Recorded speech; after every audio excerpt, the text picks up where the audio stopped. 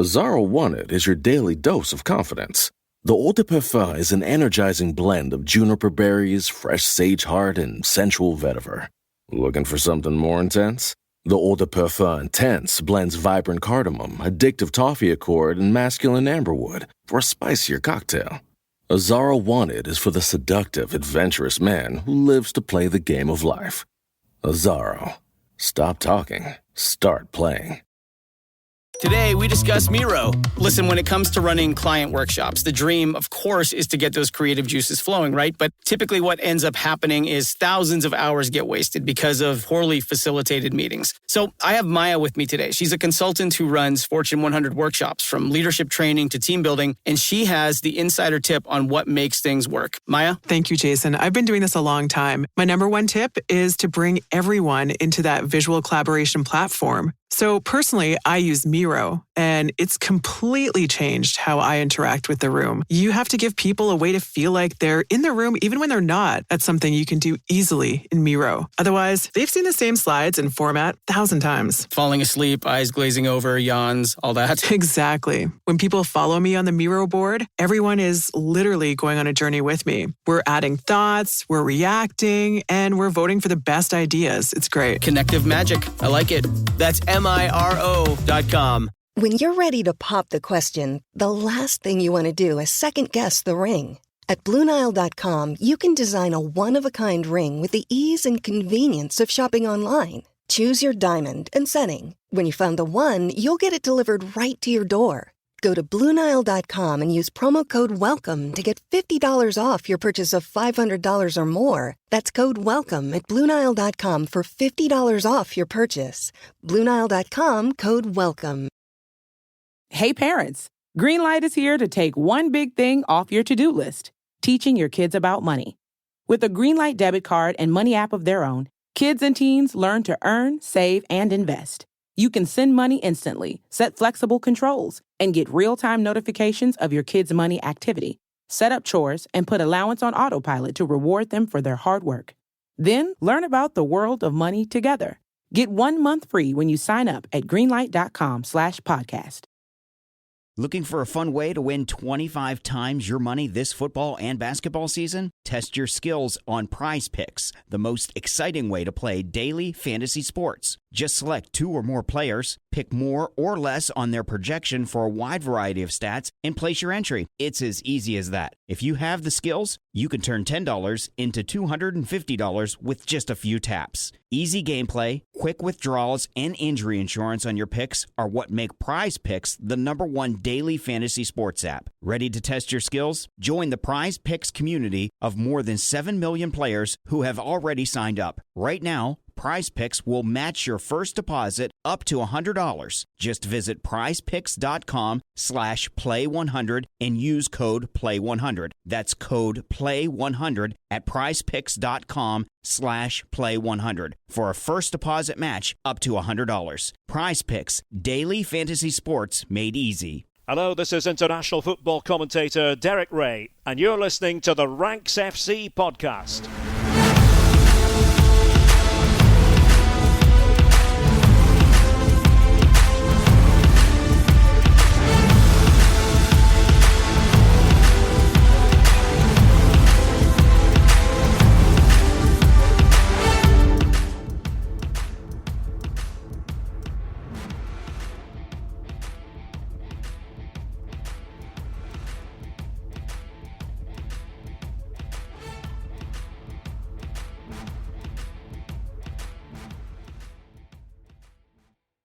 Hello, Rank Squad, and welcome to Ranks FC. It's your favourite football podcast back for another week. And today we're going to be revisiting an old favourite. We're going to be sacking or saving Europe's under fire managers. It's been a staple of the Ranks calendar since the BR days. So we're bringing it back to take a look at 5 of the names already under pressure this season. My name is Jack Collins, and I'll be your host today. And joining me, it's our transfer guru, Mr. Dean Jones. How you doing, mate? I'm good, mate. Yeah, well, I say I'm good. I didn't have the greatest Monday night, and neither did you. We shared a half-time beer at Fulham 0, Chelsea 2. if you listen to the Patreon, I do believe that I said on there, like, how badly can this night go? Well, if everything goes wrong, then we'll lose 2-0. And if everything goes right, we'll probably win 1-0. Everything and more went wrong, really, and we did lose 2-0. I half blame Domino's Pizza for sticking that stupid sign outside the ground. And look, I am a stalwart fan of Domino's Pizza. I've been there since the early days. I used to play for Domino's Pizza. Used to run around in my FC, I used to have a little red Fiesta and deliver the pizzas. I've eaten the pizzas for a long time. I can officially confirm I'm now on strike. I will not be eating Domino's Pizza for the whole month of October. Hitting back at them for that stupid thing that motivated Chelsea. But mate, we didn't deserve to win. Chelsea actually were made to kind of look good by us. First half, I thought. But they did play well. They did play well. Cole Palmer is a very, very good footballer. Mudryk actually played pretty well, to be fair. And they had some nice interpassing in midfield and stuff, which I came away from the game, and I obviously, as a Fulham fan, don't like Chelsea because of the rivalry, but there was no resentment towards them for winning that game. I had no problems with Chelsea giving it the big one and saying 2-0 in your cup final and stuff like that, because it kind of was. Yeah, that's where I'm at. So it was a sad evening, but it was not a game we deserved to win, and Chelsea fully deserved their 3 points. I thought we had a nice beer, didn't we, mate? Yeah, exactly. I thought Enzo and Caicedo were excellent in the middle. Really, ran rings around the Fulham midfield, and that's not something that happens all that often with Reed and Palhinha in there. So, credit to Chelsea, credit to Pochettino. It really did look good for them for the first time in a while. It's back-to-back wins for Chelsea. They win at Burnley at the weekend. That's 3 on the spin. You never know how quickly manager of the month Poch will be on for soon, right? Absolutely. Before we get into today's episode, I think we just want to have a little look back at what we talked about last week, because in the first episode last week, we talked about ranking the league leaders. We talked about the fact that City had gone unbeaten. We talked about the fact that Bayern Munich looked, not great, but on good form, that Barcelona was starting to cook. We talked about the fact that Al Ittihad were top of the league. We talked about the fact that Brest had a really good start to the season. It's not gone well for a lot of these teams. We're going to work through them, 1 to 10 very quickly, just to kind of look at it. But, we talked about City. They lost 2 in a row. Obviously, no Rodri in these 2 games. They've been knocked out of the Carabao Cup by Newcastle and then lost 2-1 to Wolverhampton Wanderers at the weekend. Now, they played okay, to be honest, against Wolves, and they were probably unlucky to be on the wrong side of this result. But it is funny how things can change so quickly. We're talking about potential unbeaten seasons for City and the fact that who was going to stop this squad? Well, the answer was that Korean guy, Hwang Hee-chan. Yeah, I mean, we did flag up last week. We said, look, City are top. They're 100% so far in all comps. You said, well, they are playing Newcastle. And I said, oh, yeah, fair point. And then they lost. Look, it turns out that question about Rodri, is this where the floor would be, was 100% true. That has been the floor exposed in this Manchester City team, largely because the players that would typically step into that role aren't around. So even if Kevin De Bruyne was coming in playing a bit deeper, he's injured at the moment. Bernardo wasn't around to come in and play it. Even John Stone's not available to come in and play it. So it's a bit of as much as they're not necessarily like for like tactical replacements, Stone's perhaps accepted. There is a little bit of leadership in there that I don't think was obvious from the replacements that went in there. Kovacic is obviously a very experienced player, but he's new to this City side. Mateus new to this City side. Calvin Phillips played very little football. So actually it's throwing a lot of people in at the deep end very quickly. When Rodri's there, it's like having a guiding light to guide you. Whereas opposed to when this happened at the weekend, it felt like City were just a little bit lost in the middle, I thought. Yeah, I mean, I did a video this the other day for someone, and I said, this is a very purpose-built system. And with all those players missing and these new ones having to come in, it's not fit for purpose because they're not entwined in it. They don't have that City nous yet to understand and make it function at 100%. So, look, I mean, City will fix this problem, but they were 2 big away matches in the course of their season, and they came out of it second best both times. They now have 2 more away matches coming. One of them Rodri will be available for. But that game at the weekend against Arsenal, definitely a tasty one. So I do look forward to that one because suddenly the Premier League has been blown open a little bit for the first time, and looks like at least we've got the possibility of a title battle between them and Liverpool or Arsenal or whoever, which when we were talking about the league leaders last week, we were basically ruling out. Yeah, absolutely. It didn't feel like it, and now it does. And, throw Spurs in there as well. Ange Postecoglou, Spurs keep rolling along, even if they were given a little bit of help this weekend. I want to go quickly to Inter, who we had at second. They won 4-0 away at Salernitana, but there was a bit of a caveat, I suppose, attached to this. Now, obviously, if you win 4-0, you win 4-0. I'm not trying to take anything away from Inter. But Lautaro Martinez was originally left on the bench in this game, and Inter didn't score. So he was introduced in the second half, and he scored 4 goals in 30 minutes. Yeah. The first substitute ever in Serie A to score 4 goals, which is an incredibly impressive record. It was a brilliant, brilliant performance off the bench. He clearly didn't like being left on the bench. He's like, you're not going to do that again. That was enough. I'm starting every game. That's how this is going to work. But they did sort of toil a little bit until he came on. Alexis Sanchez started in his stead alongside Marcus Thuram, and it just didn't really go to plan. But, I mean, when you have a player of Lautaro's quality and potentially the most informed player in the world right now, you have that ability to turn games around. And they were able to rotate ahead of the Champions League this week, which is something that Inzaghi talked about, and trying to keep players fresh, which we didn't see in their first Champions League game against Rosas. No. But even, on top of that, which at the time I didn't find funny, but looking back now I did. Obviously, the episode came out last Wednesday, and that night Inter went and lost 2-1 to Sassuolo. So I was like looking at it, I was like, oh my goodness. Like, we've literally put this episode out. Man City have lost. Inter Milan have lost. Like, is this the worst episode we've ever done? And I actually did text you at the time. I'm like, no, everything was fine when we put this episode out. We're good. I was like, okay. And then the closer we've got, I'm glad we're addressing it right now, because this is the beauty of football, right? Like, all these things a week ago were not cut and dry or anything like that, but we had a pretty clear, defined opinion about how things were going to turn out. And in just the space of a week, we're forced to think a little bit differently. So that just keeps you on your toes if you're doing really well. If you're doing badly at the moment, like our Fulham, it gives you a bit of hope that it only takes 2 matches or 1 week to completely transform things. Yeah, absolutely. I mean, look, it goes to Barcelona next, and they, on the night we recorded on the Tuesday, it came out on the Wednesday, they drew 2-2 with Mallorca. They have since ceded their spot at the top of La Liga, first to Girona, and then obviously at the weekend when Real Madrid beat Girona, they went top of the table. Yeah. So Real Madrid are now top of La Liga, and it just keeps rolling, doesn't it? Because Bayern drew against RB Leipzig and was superseded at the top of the table by Bayer Leverkusen, who are absolutely sensational right now. PSV held the fort down. That was fine. They've done us proud.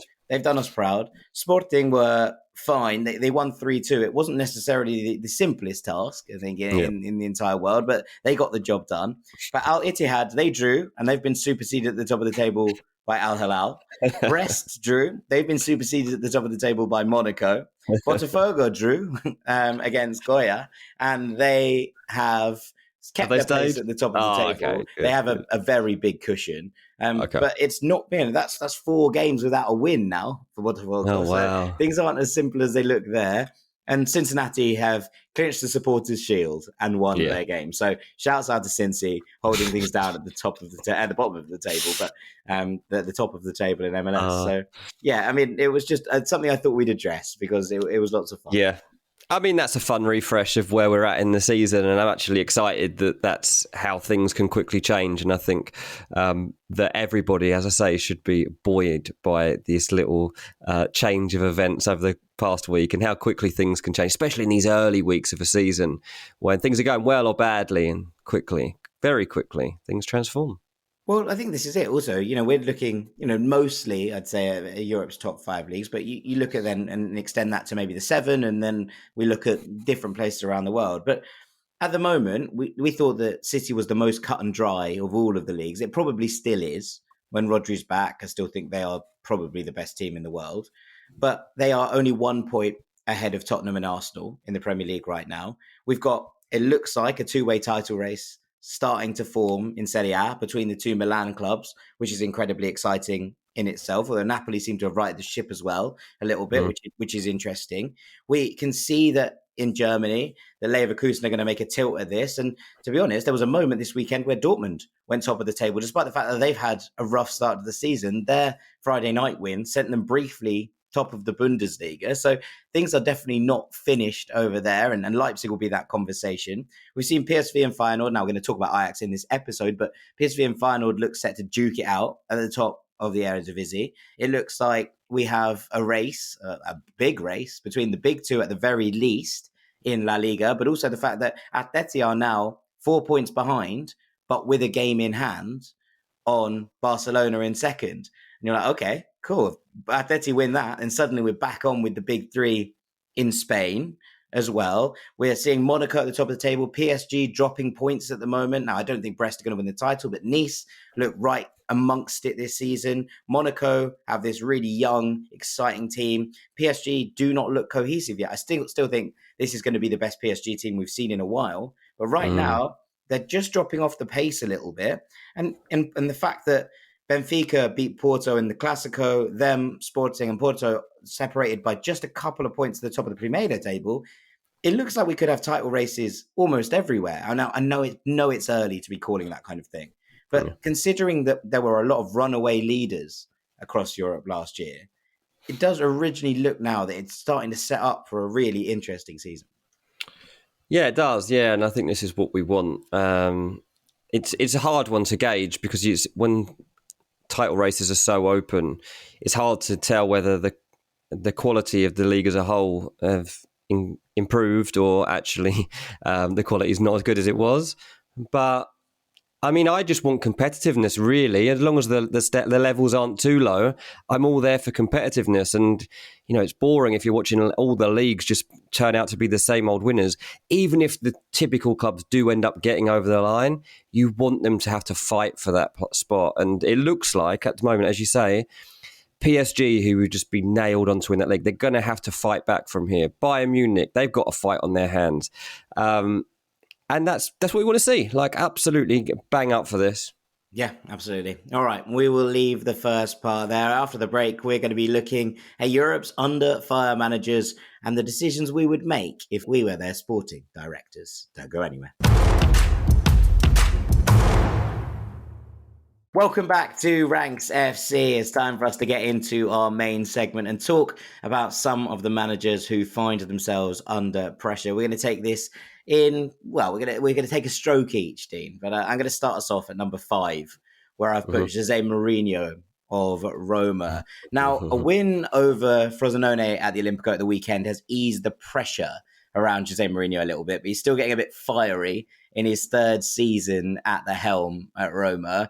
Look, there's been a lot of criticism already so far. This has been the worst ever start to a Mourinho season as manager, which is not really what Roma fans, I think, wanted to see after they won the Conference League 2 seasons ago. They got to the Europa League final last year. It felt like there was a build sort of happening with Roma, that they were moving in the right direction. But the start has not been great. They are 13th.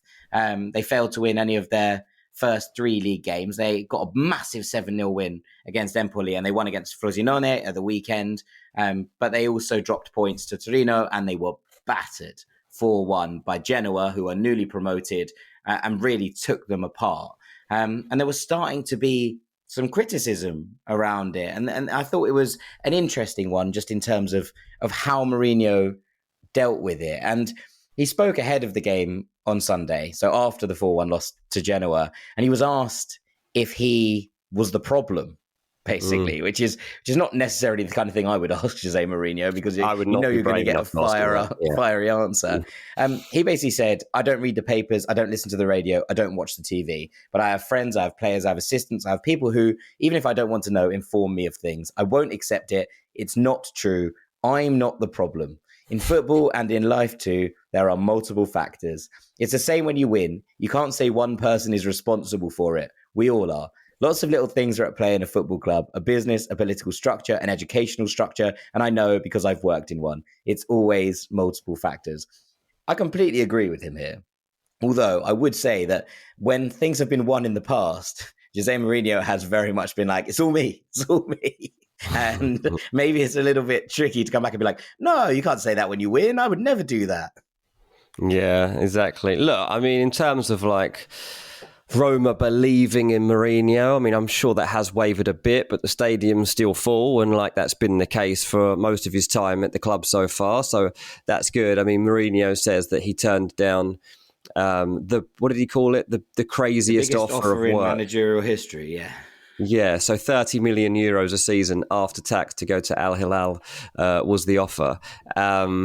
And his reward for turning down such lucrative sums is like this horrendous start to a season with Roma and being told that he's the problem at their club. Now, I'm not saying he is the problem, but like there is going to be this narrative about him during year 3 of a club spell.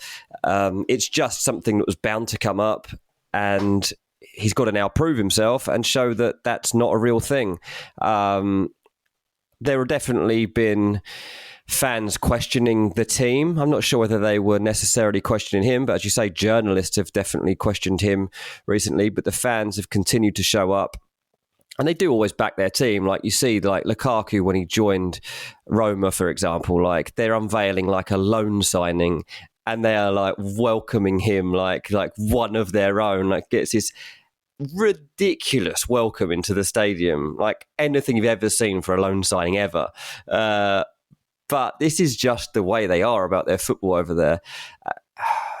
What did I say when he took the job? That he wouldn't get to Christmas or something like that? Something like that. I had no faith in Mourinho managing to stay calm enough, I think, was basically my main concern. I felt he's too emotional, and when pressure gets to him, he has these outbursts. He blames everyone but himself when things get tough, and I thought that's what he was coming through. But when he starts a job, he comes in and he has this new life about him. He's very calm. He's very. He's got a load of narratives that he's built up in his head that he can just come up with on this when he's asked off the cuff. But it all wears off by the time you get to this stage of his time at a club, and he starts to get frustrated. Even though he doesn't read perhaps the papers, he's definitely very much aware of what's being read and said about him. And it gets to him every single time. It gets to him. This is a man that absolutely despises being questioned. And fair enough, like his ego is something that's been there since day one when he came into Chelsea and said, I am the special one. And to be fair, it's been well earned across multiple different clubs. 100%. 100%. Look, I've interviewed Mourinho like in press conferences loads of times, one-on-one a few times. He's a pretty scary man. Like, I'm not going to lie. Like, he's given me short answers before. He's addressed me really nicely before. He's a very, very charming person. He's a very, very scary person. Like, being in his company is almost unlike anything I've ever experienced in football. So I imagine he's the same way in a football changing room or anything else around Roma right now. You want him to love you. You really want to be loved by Mourinho because you feel like 10 feet tall. If you ask a question to Mourinho and he comes back with a smile or a joke even, or is happy to answer your question, you walk out feeling like a god. If he puts you down, you feel like the smallest person in the world. And he just seems to always feel like the emperor. He feels like nothing can knock him down. It doesn't matter what has happened. He has 100% belief that it's not him that's the problem. It's everybody else. And it's served him pretty well. I mean, yeah, he might have left jobs in his third season, but he's always bounced back with a decent job. And generally, the jobs have gone pretty well. There's been a couple that you could argue didn't, and he probably shouldn't have taken the jobs. But he can't resist it, can he? So can he now ride this wave at Roma?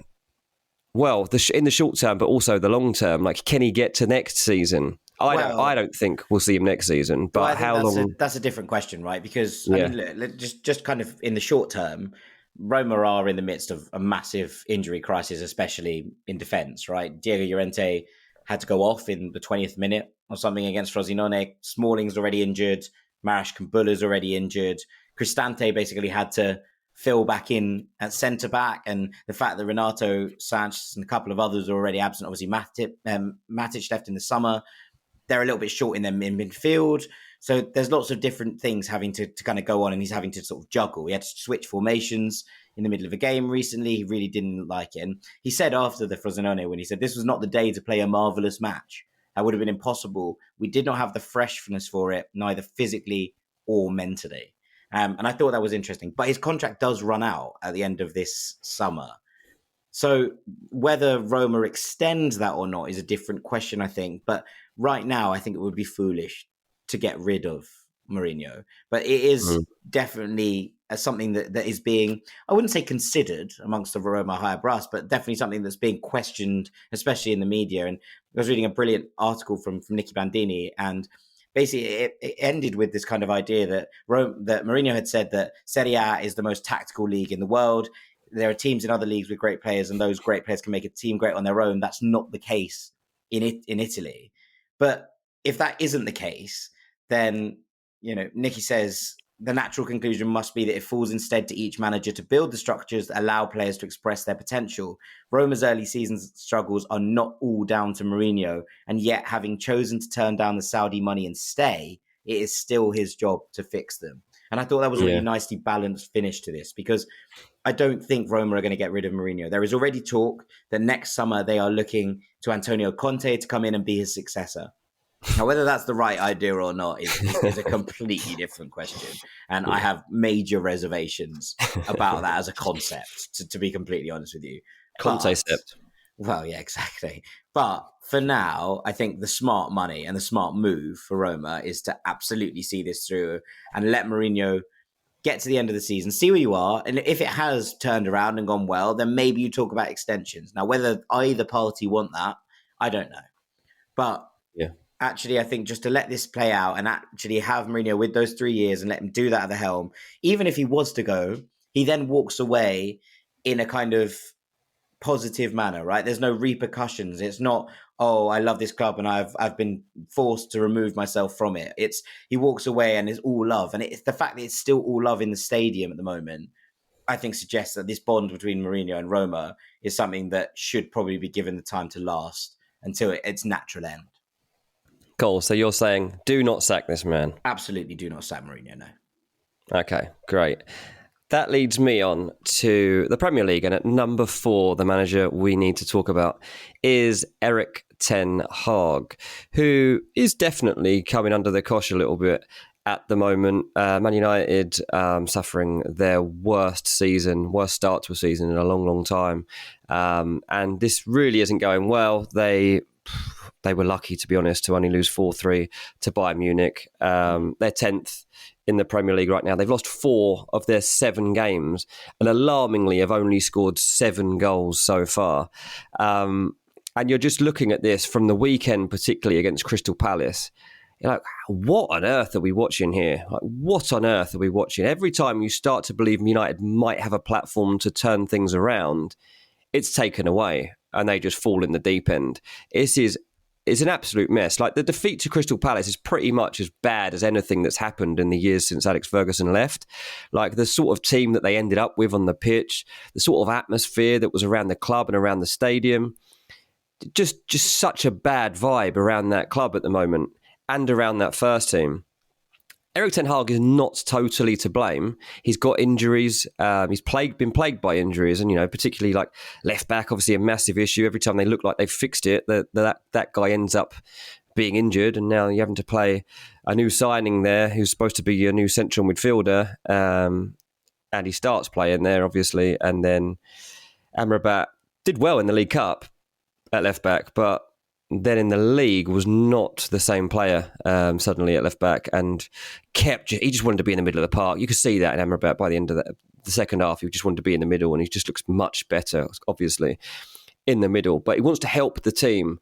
Everybody has good intentions around this football club, but Ten Hag's got to find a way to get this on an upwards trajectory. This was a really big month for United, and winning the first game against Palace was crucial, and such a convincing win seemed very promising. But now They're playing Galatasaray tonight. Obviously, as we're recording this, we don't know by the time this goes out how that's gone. If they've lost that game, then this should probably be a totally different conversation, and he might be under pressure. But then it's Brentford, Sheffield United, Copenhagen in the Champions League. And these games are supposed to be the ones that bring the feel-good factor back to Old Trafford, because after that, they've got a Manchester derby and then they've got Newcastle.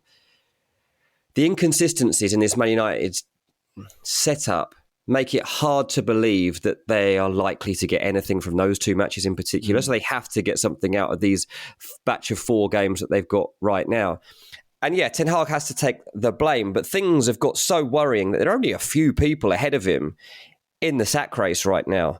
Heckingbottom at Sheffield United seems to be the overwhelming favourite to actually lose his job and be the first Premier League manager to be gone. But after that, you're looking at like Gary O'Neill at Wolves and Sean Dyche. In all the bookies' odds are basically those are the main 3. But then Erik Ten Hag is coming in. Erik Ten Hag's odds have actually been slashed heavily over the course of the past couple of weeks. But is it totally his fault? I don't think it is, if I'm totally honest. But he has got this issue where he's having to be a disciplinarian. He's having to deal with a situation behind the scenes in terms of the ownership. And I do think that this situation with the Glazers makes it hard for anybody to come in and be successful in this environment. I genuinely do. And I don't want to make excuses for Ten Hag because I don't think he is without fault here. But at the same time, I don't think that this is the time to sack Ten Hag.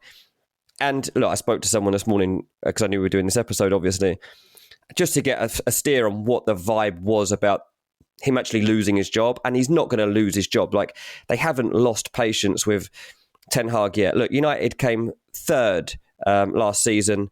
They won the League Cup. They got to an FA Cup final. Like, that all happened this year, right? Yeah. That hasn't dissipated. Like, we've all got short memories in football, and we're always looking at the here and now. But that was literally May. And we're now in October, so it's really not that long ago that Man United actually were looking back on a relatively successful season under Ten Hag and looking to build on that. You look at their transfer business, you're like, okay, Højlund, they've got a 9. They finally got Amrabat through. They got Onana, like that's an upgrade on De Gea. Okay, they got a couple of nice bits and pieces you didn't expect. Mount, Reguilon's there. Yep, they look like upgrades. Okay, they couldn't get rid of a few players they should have, but this squad seems like it should be better. And here they are in 10th place. But over the course of the season, if you stick with it, you'd like to believe that they will see this through. So yeah, my understanding of this is that Ten Hag is not imminently going to lose his job. They're not going to press the panic button here. But obviously, after a start to the season, when you've lost 4 of 7 games, alarm bells are ringing. Because that is just a ridiculous situation to be in. And after the narratives that we've seen him come through, like he thought he was going to have Greenwood available to him, and then that all changed. And then there was the Sancho situation he's had to deal with as well, and the Antony situation, and then Harry Maguire in the background, and the Onana problem, and all these other bits and pieces that have built up. And he's just been deflecting all these issues. It's been absolute chaos for Ten Hag to deal with. So I can't see that United are going to give themselves another problem which involves bringing in a new manager, because I don't know who would solve this. Where do you go? Do you go to Graham Potter? Do you go to Gareth Southgate? Do you go to Diego Simeone? Do you go to Sam Allen? I literally don't know where you go from here. How many of those would actually take the job as well? Exactly. I can't see Simeone walking out of Atleti to join Manchester United. I just can't see it. Yeah, who wants to be in that situation, mate? Like, not many people. So it's a very, very hard environment to manage in right now. And Ten Hag has to. He's got to turn it around. So I don't think, like, we're talking about, obviously, 5 managers under pressure here, and he absolutely deserves to now be in this conversation because he's managing one of the biggest clubs in the world and he's underachieving. But I don't think he's getting sacked just yet. Yeah, I mean, this is Manchester United's worst ever start to a Premier League season, well, since the league became the Premier League in 1992. So there is that to consider. If this was somebody else, if this was someone who hadn't had the successes of last year, would they be under real pressure as manager? I think the answer would be yes. And I think that some of the performances that United have put in this year have been incredibly substandard. But football is not something you can take out of context like that. Ten Hag did turned things around last season after a poor start. It's easy to forget that there was talk of Erik 10 games, wasn't there? And there was talk of, this man isn't going to make it to Christmas when Manchester United started and had that brutal loss to Brentford. Yeah. There was talk that this bloke wasn't going to see Christmas, and suddenly, they go on, they kick on, they win the League Cup, as you say, they finish in the top 4. Everyone's like, right, the project's on course. We need to do the right things this summer. Some of those things have been achieved, others haven't, and that's fine. That's a mark of the trials and tribulations of this ownership struggle. The fact that the Glazers have had that impact on Manchester United, and the fact that it looked like they were going to sell and then didn't, and now it's all up in the air again. All of that impacts the club as a whole. And so until those behind the scenes issues are sorted out and addressed, there is going to be a level of grace, I suppose, that you give to any manager in terms of what they're doing. But I think that if United were to lose 3 of the next 4 games, we'd have to revisit this conversation. Because there comes a point where, yes, not all of this, and it's a similar thing to Mourinho, right? We were talking about that. And I think that there's a difference with Mourinho in that he's in the last year of his contract. So if it was all to go wrong this year, I don't think Roma are going to be relegated. And I don't think Manchester United are going to be relegated. But those two things are different because Manchester United feel like they're, halfway through a Ten Hag rebuild, whereas Roma seems to be getting to the end of their Mourinho project, and I kind of deal with that as a different thing. So I think that if United were to look at, in 4 or 5 weeks' time, that they are still treading water / going backwards, then at some point, you have to perform and get results as a Manchester United manager. That's expected of you. And the fact is that whilst United have had troubles and trials signing the right players and bringing in the right people, they have also still spent a lot of money. And those things cannot be ignored when someone is failing to get the best out of a squad. Now, again, we talked about injuries with Roma. We'll talk about injuries here. United are absolutely under it with injuries right now. The treatment table is full to bursting. But you have to find solutions for those things. And in the same way that, maybe a couple of weeks ago, if this was the exact same moment, I would have been talking about Pochettino here being like, okay, I understand it's a project. I understand that it's just begun. I understand that there's been a massive overhaul of 14 out and 14 in the summer. I understand that you're basically managing a development squad because there are no senior players in it. But at some point, you are a top manager and you're expected to find answers and solutions to the problems in front of you, even if you don't have all the tools you would hope for at your disposal. And I think we're getting to a similar point with Ten Hag. Yeah, I mean, you're probably right. I also wouldn't sack him for what it's worth. I just wanted to put it across there that you still have to get some answers. He needs these players to. He's never been able to put out his best 11 yet this season. The 11 he dreams of, and obviously Lisandro Martinez being out is going to be an ongoing problem. But if you got Reguilon back in there, if you had Lisandro Martinez, if you had Amrabat, if you had Højlund up front, if he was able to build a connection between all of these little pieces, get the best out of Casemiro again. Like this is all be going on in his head all the time. When am I actually going to unlock the actual version of this team that I want? I'm not sure he's ever going to get there because there always seems to be a new problem that crops up at Man United. And on top of all this, you've got the fact that Marcus Rashford is just like not producing. Like he needs to improve his productivity like quickly in order to get this team firing. Because 7 goals is not good enough in the league, and a lot of that comes upon his shoulders. Like he's the high earner at this club. You meant this season? I was like, that seems pretty good to begin with. Rashford, he's just got to. He's got to up things because Man United, they don't have the goals coming, and he's got to step forward either with the assists or with the goals, and it will come. Him and Højlund are going to have to start converting in order to get United up the table. Yeah, okay. All right, let's move onwards, and I'm going back to Rome, and I want to talk about Maurizio Sarri at Lazio. Oh, nice. Because after Lazio's strong end to last season, finishing second in Serie A, many people, including myself, would expect them to kick on this summer and challenge for the Scudetto, but it simply hasn't happened. Club currently 16th in the Serie A table. They're 2 places above the relegation zone, and they've won just 2 of their 7 league games so far. One was against Napoli, which is even weirder considering what's happened. And reports starting to suggest that there's dissonance starting to grow in the camp. Claudio Lotito and Maurizio Sarri sort of hitting out at each other in the press at the moment. Obviously, there was a bit of a consternation in the summer when the president didn't listen to the coach's suggestions on the transfer market. And this slow start has only started to grow this problem a little bit. They've lost 4 times in their first 7 games in the league. And they required a 96th minute header from Ivan Provedel in the Champions League to salvage a 1-1 draw against Atletico. Now, that result looks okay on paper, right? Drawing with Atleti in the Champions League, decent result. You can't really knock that. But the manner in which that game played out, I think, might be keeping Sarri's head a little bit above water here. So they're going to go on a retreat ahead of Saturday's game with Atalanta after the Champions League game, which happened before the Torino game, which they also won. But after they lost 2-0 to Milan at the weekend, Sarri came out in his press conference and said, I started off with a list of players this summer who were my A choice, and I had a list that went all the way to Z. And some of the players who arrived were closer to the end of that list. And then Latito has hit back in the press saying, finishing second last season in our first half in San Siro proved there's no gap with the top teams and that our reinforcements are good. He also picked out Ravella and Castellanos as 2 of the best players on the park, who both obviously joined this summer. And he also said, in every club in the world, the signings are decided by the managers, and the large transfer market has nothing to do with what is happening. Unfortunately, individual errors and some unfortunate episodes are working against us. We need a cohesive spirit to get out of this moment, including from the manager, which is not great when you're kind of reading things like this.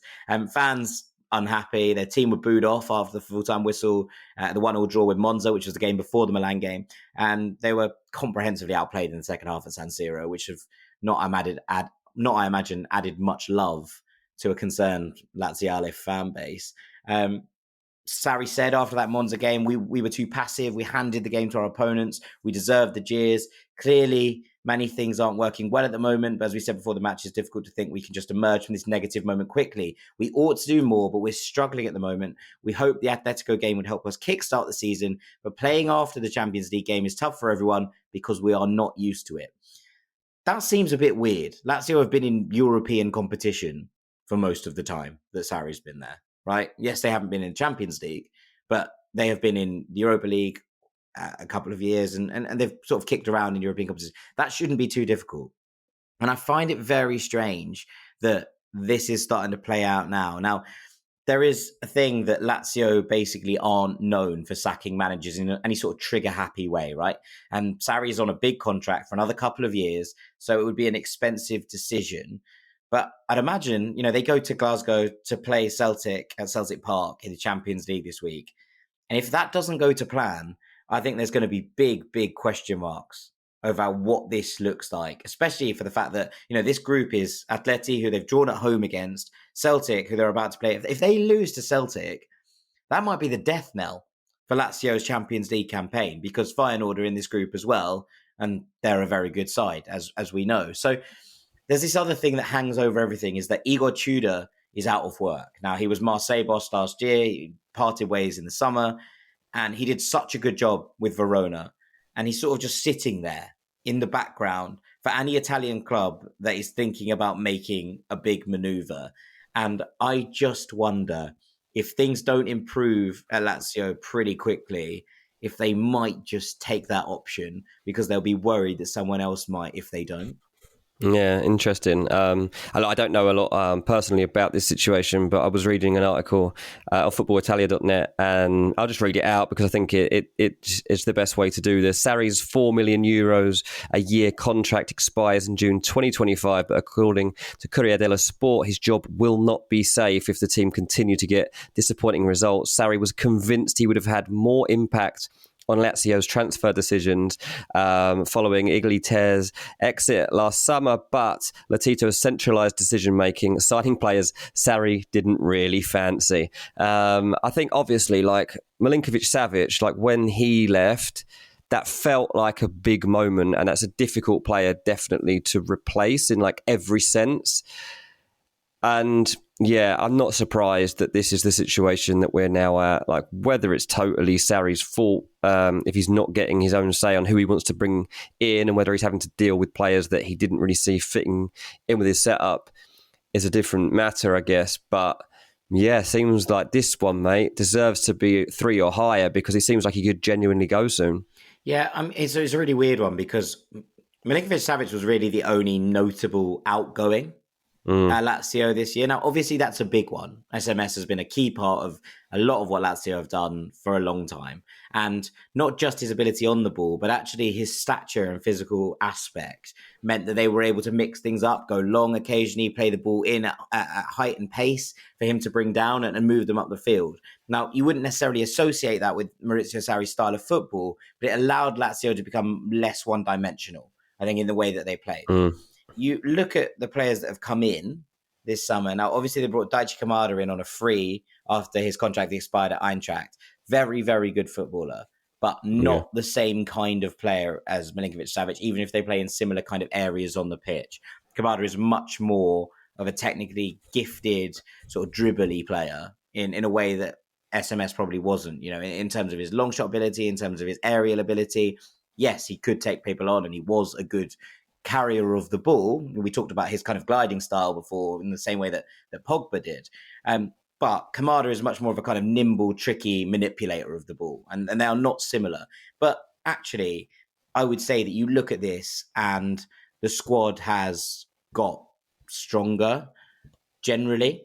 Obviously, Tati Castellanos came in from New York City after a spell last year at Girona, which didn't go completely to plan, but I think he's a really good footballer. And I'm happy for Tati Castellanos. They brought in Ravella from Juventus, who I love. I think he's a wonderful player. They brought in Pellegrini, who comes in a left back. Demisi left, so there was a little bit of a spot there and some openings to at least find competition.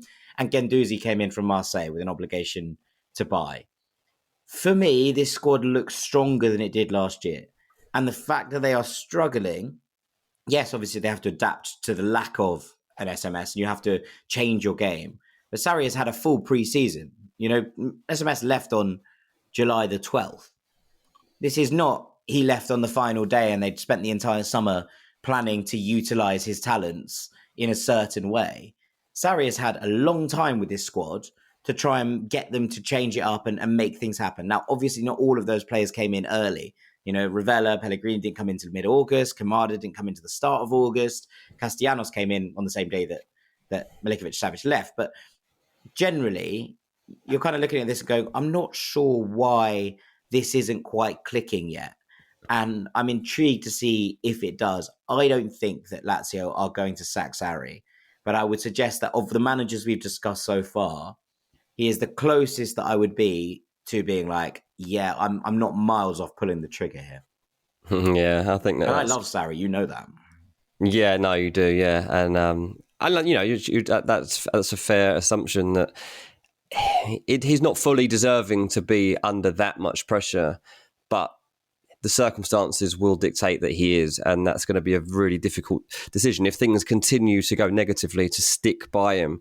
And that probably takes me on, to be honest, to number two and another situation from the Premier League. I think that this is a guy that the club need to stick by and want to stick by, but might not be able to for much longer. Sean Dyche is in trouble because Everton just cannot continue to underachieve. They are 16th in the league and basically seem reliant at the moment on Dominic Calvert-Lewin keeping them up. And this is a narrative that we've seen time and time again over the last few years, with Everton having to rely on this guy's goals, and he's not available often enough to make sure that it's a certainty.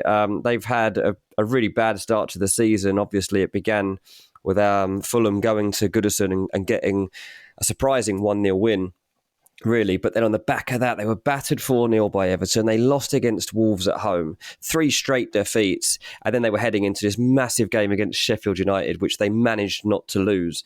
If they'd have lost that game against Sheffield United, I don't know if Dyche would still be in a job now, to be honest with you, but they got a draw against Sheffield United. And they started to turn a corner after that. And their defeat against Arsenal didn't matter too much because it's Arsenal. And then they get a couple of wins under their belts. Important one too against away at Brentford. I think, that's not been an easy place to go for anybody. Brentford the last couple of seasons. Yes, Brentford are having an injury crisis. They're having a suspension crisis. Fine, but it's never been easy over the last 2 years in the Premier League to go to the GTEC and get results. And Everton went there and really played brilliantly. And suddenly it was like, oh, okay, maybe they've arrived. And then they back that up in the cup. Yeah, a massive win at Villa Park, and they take loads of fans, and you're thinking, right, they have turned a corner. Here we go. They've got Luton at the weekend. Anyone that listens to our show on Patreon will know that I backed Everton in our game Pick 11s. If you don't listen on Patreon, please do come over. It's a fun place to be. I backed him. I was like, Everton won't lose this game. No way can Everton lose this game. I'm putting 10 coins on an Everton win here. They lose 2-1 at home to Luton Town, and appalling result, right? Like, obviously, Luton have to win at some point in the season, but Everton shouldn't have allowed it to be on their patch in that moment when it looked like they'd turned a corner. The problem is Everton always, whenever they look like they've turned a corner, fail to continue with it. After this match that they've just lost against Luton Town, they have a very, very difficult moment because they play Bournemouth at the weekend. They play them on Saturday. This is one of the biggest matches, actually, in European football at the weekend because Bournemouth's manager, Iraola, is also under pressure. Whoever doesn't win this game... Is it a sack-off? It's not close. It's close to being one. It's close to being one. Because if Everton lose, then Sean Dyche has then got Liverpool away the week after, and Liverpool could absolutely batter them. So if Sean Dyche does not beat Bournemouth at home and then loses to Liverpool, I think his job actually is on the line. Now, Iraola, I don't think it's quite as definitive for him. Obviously, he's a new appointment. He's an appointment that you were very excited by. But so far, Iraola has 0 wins as Bournemouth manager. They've scored 5 goals. In the league. They did beat Stoke in the cup. Oh, great. Ranks FC would beat Stoke in the cup. 4-0, they lost to Arsenal. That was look, you can lose to Arsenal. It's absolutely fine. The manner of the defeat was extremely alarming. It was as routine as you'll ever see. Bournemouth wouldn't expect to win that game, of course, but we could still be sat here today, I think, and Bournemouth wouldn't be scoring a goal in that game. And with them having a slow start to the season, it's come out in the Spanish media that there are already worries about Iraola's future at Bournemouth. Obviously, they took him from Rayo Vallecano. He got a 2-year contract, but there's already been reports that they're wondering if he's got the power to see through this relatively short contract, really. They said he's suffocating amid this start to his season. And his next 3 games actually are very key too. Bournemouth's next 3 fixtures, they've got that big one against Everton on Saturday. Don't miss it, people. Told you now, Everton v Bournemouth, the big match of this weekend. But yeah, Bournemouth have got Everton, Wolves and Burnley, 3 teams in and around them, right? So those are the games that actually are going to dictate where a club like Bournemouth are heading. Are they actually going down, or are they actually fine and they're going to be able to keep their heads above water of that poor pack that's in and around them this season? Look, Jack, as I say, you were high on this guy, and I know he came in with a lot of hype about his style of play, and it's still early days to have managed to impose that, but they really haven't at all, and that is slightly worrying because other managers have managed to do it. It's not easy, but other managers, if you think, I don't know, say De Zerbi went into Brighton, he managed to do it pretty fast. He managed to get everyone playing in his way. And I just think that at the moment, he's coming under pressure. I don't think he's going to be sacked. And if I have to say out of these 2, then it's Sean Dyche for me.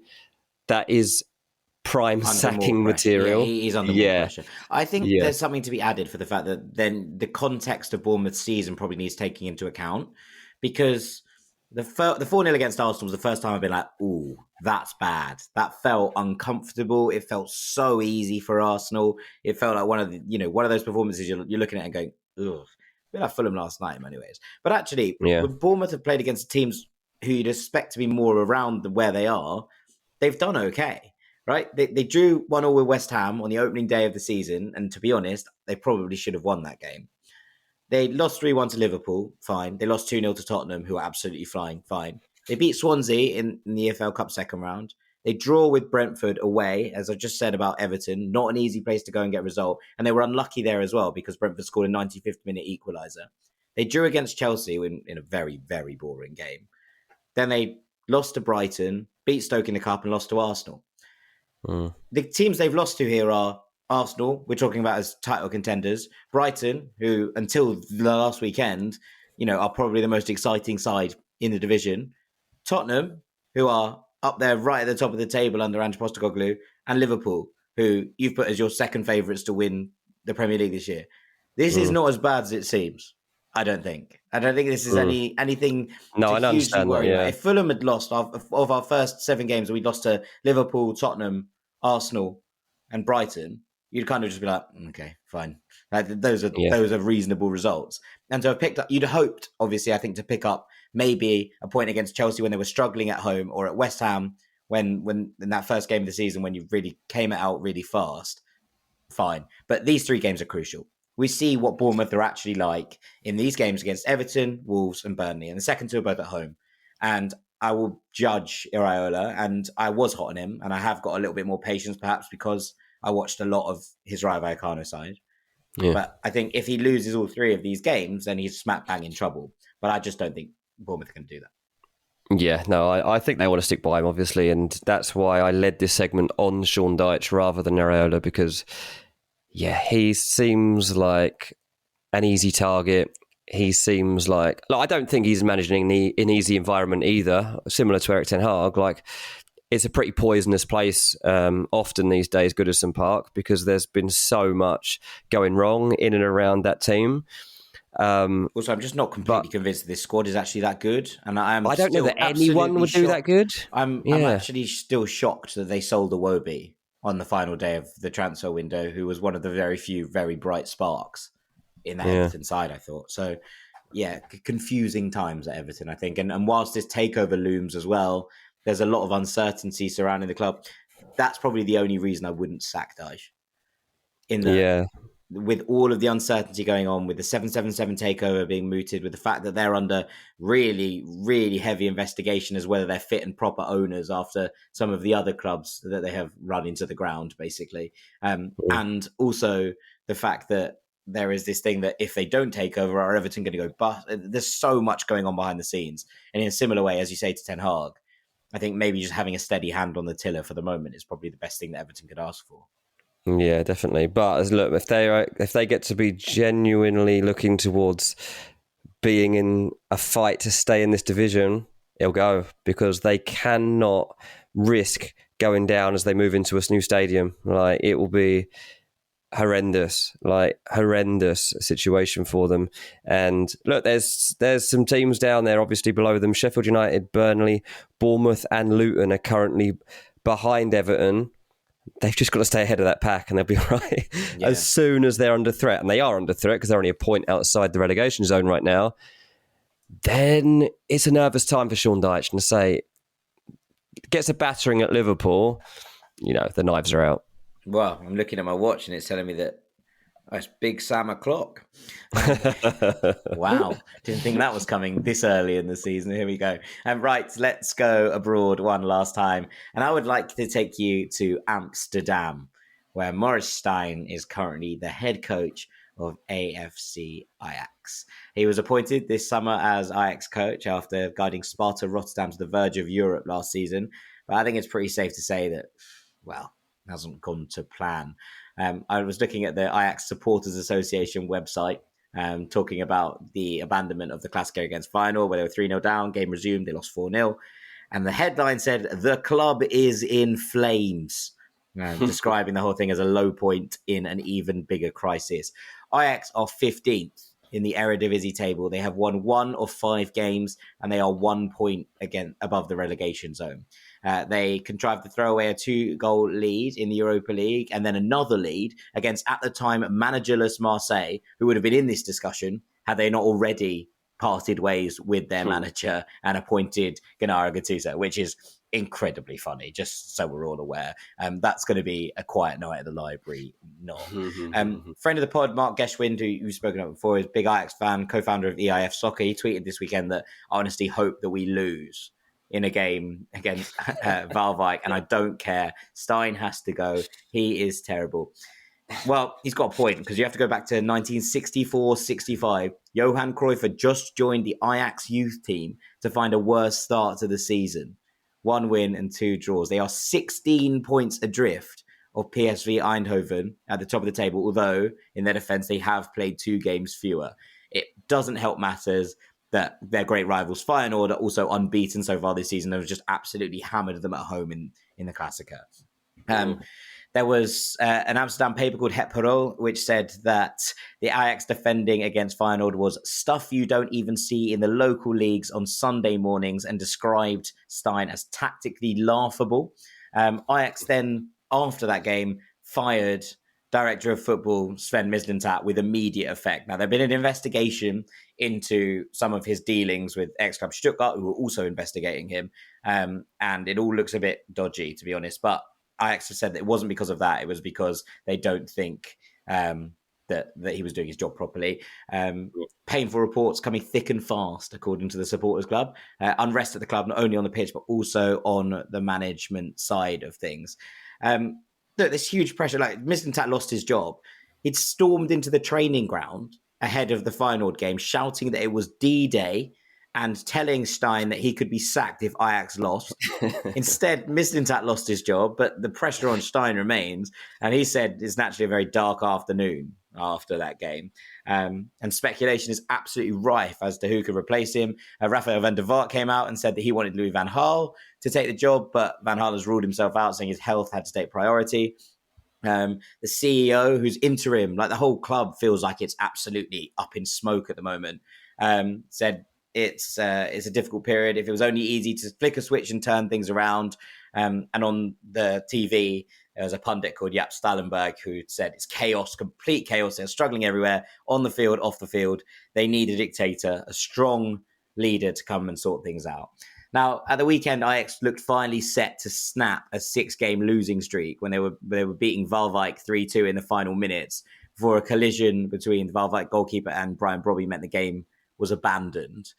We're yet to find out what will happen there, or if they will just hold the result instead. But just want to keep an eye out. But I think one of the biggest red flags for me, Dean, is that after 30 minutes of the Klassiker, with Ajax 2-0 down, Steijn substituted one of his new signings this summer, Anton Guy, who is a 20-year-old Danish defender signed from Viborg in the summer. When he did, he let Guy walk down the tunnel without even acknowledging him. He sort of stared into space on the bench, drinking from his water bottle. And it's not what you want to see. A manager alienating new signings, youngsters, letting them stew on their own after a bad performance in what was undoubtedly the biggest game of this 20-year-old lad's career. That is such bad vibes all round, right? You're looking at that and going, what you need here is a team that are pulling together, that are finding some unity in the chaos. And instead, he is making scapegoats of youngsters. He is pulling them off. He is going, letting them stew in the dressing room on their own. The guy went straight down the tunnel, didn't speak to anyone. There was one of the assistant coaches came up and patted him on the back, and it just was horrible to watch. And I was like, that is, a young man who has been thrown in at the deep end and then absolutely left to drown in the ire of these fans and as soon as, you've gone, right, you're the problem, you're being substituted 20 minutes in, or 30 minutes in, and then just left him to his own devices. That is not management. That is absolutely finding scapegoats and keeping yourself ahead of water. And I really didn't like it. I will give a little bit of balance to the argument, right? Ajax were fully not great last year under Alfred Schreuder. And although they improved a bit under Johnny Heitinga, it's clear the club are in the middle of a major rebuild.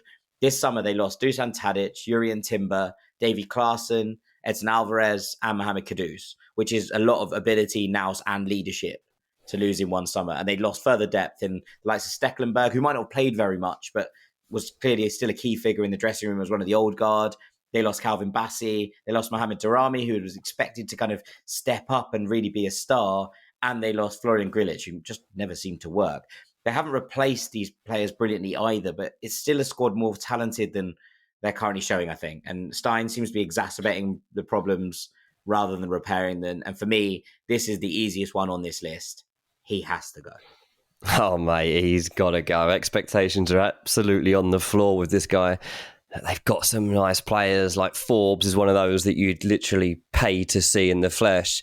But this is a negative team playing among negative vibes in a manner that just doesn't fit at all with the traditions that are expected of Ajax.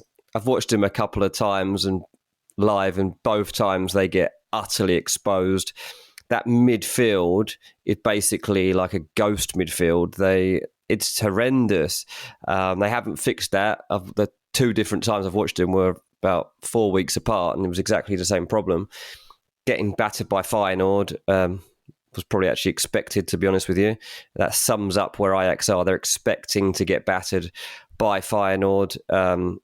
2 wins so far. Like, it's just not what you're expecting. And the big games, like, you've just got to be in them. And even the 3-3 with Marseille, like, it might not look like a bad result, but it's a result that got away from them. Yeah, but also Marseille didn't have a manager at the time. You know, Marseille didn't have a manager. It's just absolute chaos. They have to be winning that game. They should have been out of sight, and they just weren't. The Feyenoord one is, like, for fans, like, so hard to take. I mean, we saw obviously the scenes that followed that, which are not great, but that's what happens in a club like this. Like, they're used to winning, they're used to things being a certain way, and they can't handle sometimes, like, when things don't go their way. But it's more about the entire decision-making process that's, I think, got them to this point. Like Steijn, I spoke to Mark separately a week or so ago, just on the side to ask him how he's feeling. He's not feeling too good, old Mark Geschwin, our old friend of the pod. Everybody, I think, at Ajax just wants Steijn gone, and he's absolutely deserving of being ranked number 1 in this list this week. I just think that you look at this Ajax squad, right, and it's so young. And some of the players that have been brought in, I think, will, interestingly this summer, or come back from loan are youngsters. There's 2 goalkeepers come in. Ramaj came in from Frankfurt, 22 years old. Gorta came back in from a loan at Aberdeen. He's 23. Sutalo came in from Zagreb, 23 years old, centre-back. Medic came in at centre-back, 25. The eldest, players that were brought in, really, 25 years old. Borna Sosa at left-back, similar age. Avila came back in, sort of left-back, centre-back, 22, from Argentina. They've brought in Guy from Viborg, we spoke about, 20 years old. They brought in Tahirovic from Roma, 20 years old. Silvano Vos was promoted from the youth setup into the senior team. Van der Boomen is the only senior signing that came in, and he's 28. Forbes came in, he's 19. Chuba Apcon came in, trying 27, but really hasn't hit the ground running whatsoever. And Mikhail Datse, who I was really excited about, coming in from Metz, 22 years old. You need someone who is going to put their arm around these young players and coax them into, learning what it's like to play this team. It is going to be difficult. But the behavior, I think, of Steijn towards some of these players and his, unwillingness to start some of the players that were signed this summer because he had this falling out with Mislintat is going to damage these young players' careers. And I think that's the reason more than anything. This isn't out of any, particular love for Ajax. I like them, great club, but I have no, personal vested interest in how Ajax do. But you're looking at some of the most talented youngsters in the world here. And currently you have a manager completely and utterly mishandling the entire situation. And for me, that's it. That's the reason he's got to go. You've got to be trying to get the best out of these young players, not leave them as scapegoats while you scramble for your job. Yeah, I've always had a soft spot for Ajax. Obviously, they've just had such a big say in like footballing trends globally and producing footballing icons. Like, this is a truly historic club. Yeah. And whenever I've been to Amsterdam and been to Ajax games, like, there's a special feel about the place. I love going to that stadium. And yeah, it's the sort of club I want to at some point take my kids to. I feel it's somewhere you need to go to understand football heritage and see how football's supposed to be played. You want to go and watch young talent come through. Yeah, they might have to end up selling them all the time, but you want to see that, and you're not going to be seeing it while this guy's around. Like, they're a long, long way from the Ajax that is supposed to be known across the world, and they can't afford to let this go on. Yeah, absolutely. Absolutely. Right. I think we're going to call it a day there on our main segment, but we've got a hot take after the break that we want to discuss. So stick with us. Welcome back to Ranks FC. It's time for our third and final segment. We've got a really good hot take from Saber in Sydney today. So I want to get into it and we can get into this discussion to round this episode off. Hey fellas, hope you're doing well there. This is Saber from Sydney and I've got a bit of a hot take on changing football as a whole, I reckon. I think football would be better served if the timekeeping followed an Australian Rugby League style. So as opposed to having 90 minutes, 45-minute halves with extra time on each half, whenever there's an indiscretion, the referee will just simply stop the clock and we get rid of extra times altogether. So for free kicks, substitutions and penalty checks, VAR checks, we stop the clock. Anything else that's quick, like throw-ins and whatnot, just keep the time going. Since also there'll be a lot less time wasting, we will reduce the overall time of the game to 80 minutes, 40-minute halves. And extend halftime a little bit so players can get a little bit more rest as they'll be running a lot more. But I think it makes a lot of sense. Thanks, boys, and thanks, Dean, for putting on your IT cap and getting this to work. Cheers. There we go. I think that's the first time anyone's ever thanked me for technological help, but no worries, Saber.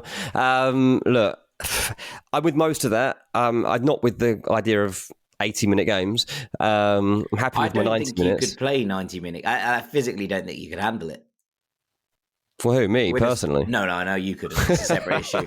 I think that the amount of time that a ball's in play is about 60 minutes, right?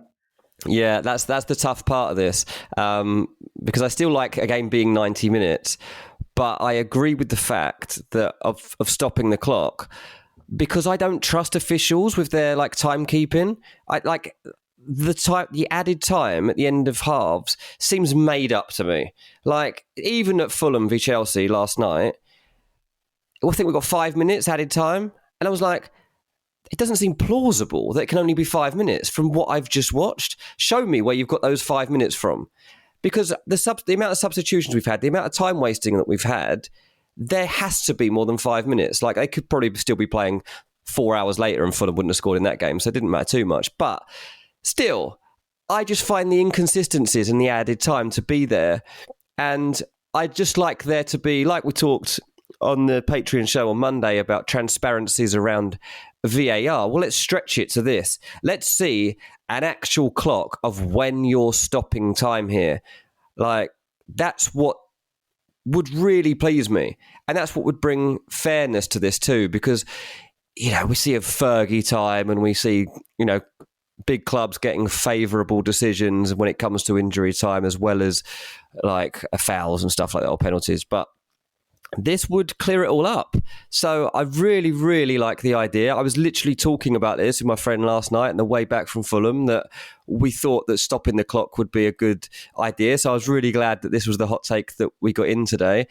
I don't know exactly how you bring it in so that the clock can be stopped by an official, and that gets mirrored on TV and stuff and inside the stadium. Well, so I don't know. It quite happily in rugby, so I can't be that. If they're going to say.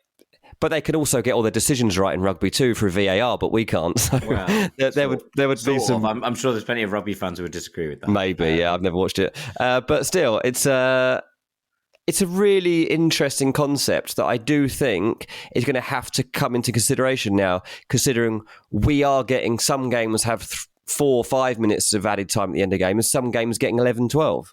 Yeah, I actually am quite on board with the concept of maybe doing this, but you'd only put time off for things like substitutions and VAR checks, that kind of thing, or injuries, right? So there's a lengthy delay. It means that you don't completely lose the element of gamesmanship, which I think is important to the game.